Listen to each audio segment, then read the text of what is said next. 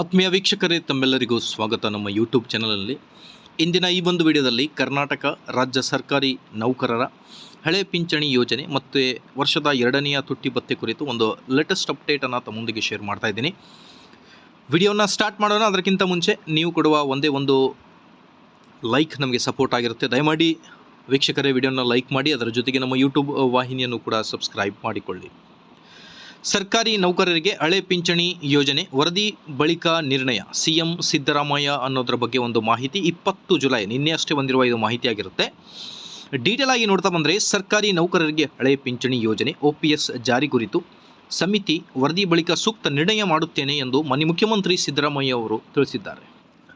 ನಗರದ KSOU ಘಟಿಕೋತ್ಸವ ಭವನದಲ್ಲಿ ರಾಜ್ಯ ಸರ್ಕಾರಿ ನೌಕರರ ಸಂಘದಿಂದ ಶನಿವಾರ ನಡೆದ ಸರ್ಕಾರಿ ನೌಕರರ ಮಕ್ಕಳ ಪ್ರತಿಭಾ ಪುರಸ್ಕಾರ ಕಾರ್ಯಕ್ರಮದಲ್ಲಿ ಮಾತನಾಡಿ, ಈಗಾಗಲೇ 5 ರಾಜ್ಯಗಳು OPSಗೆ ಮರಳಿವೆ.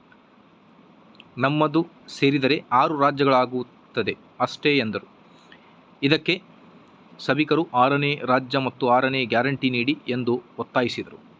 ಹೊಸ ಪಿಂಚಣಿ ಯೋಜನೆ NPS ಜಾರಿಗೆ ತಂದಿದ್ದು ಕೇಂದ್ರ ಸರ್ಕಾರ, ಆದರೆ ನಮ್ಮನ್ನು ಹಿಡಿದುಕೊಂಡಿದ್ದಾರೆ.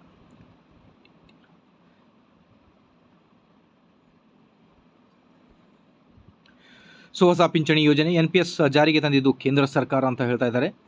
ಅದೇನಿರಲಿ, ವರದಿ ಬಂದ ನಂತರ ನಿಮ್ಮೊಂದಿಗೆ ಚರ್ಚಿಸುತ್ತೇನೆ ಎಂದು ಒಂದು ಭರವಸೆಯನ್ನು ಕೂಡ ನೀಡಿದ್ದಾರೆ. ಶಾಲಾ ಶಿಕ್ಷಕರ ನೇಮಕಾತಿಯಲ್ಲಿ C&R ರೂಲ್ ನಿಯಮಗಳ ಬಗ್ಗೆಯೂ ಚರ್ಚಿಸಲಾಗುವುದು. ಆರೋಗ್ಯ ಸಂಜೀವಿನಿ ಯೋಜನೆ ಬಗ್ಗೆಯೂ ಸೂಕ್ತ ತೀರ್ಮಾನ ಮಾಡಲಾಗಿದೆ ಎಂದರು.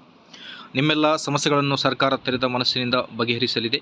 ನೀವು ಸರ್ಕಾರದ ಕಾರ್ಯಕ್ರಮಗಳನ್ನು ಜಾರಿಗೆ ತಲುಪಿಸುವಲ್ಲಿ ಪ್ರಾಮಾಣಿಕ ಪ್ರಯತ್ನ ಮಾಡಬೇಕು ಅನ್ನೋದ್ರ ಬಗ್ಗೆ ಒಂದು ಮಾಹಿತಿಯನ್ನು ನೀಡಿದ್ದಾರೆ. ಇದೇ ಒಂದು ಬ್ರೇಕಿಂಗ್ ಅಪ್ಡೇಟ್. ಮಾಹಿತಿ ಇಷ್ಟ ಆದಲ್ಲಿ like, share and subscribe. Thank you friends.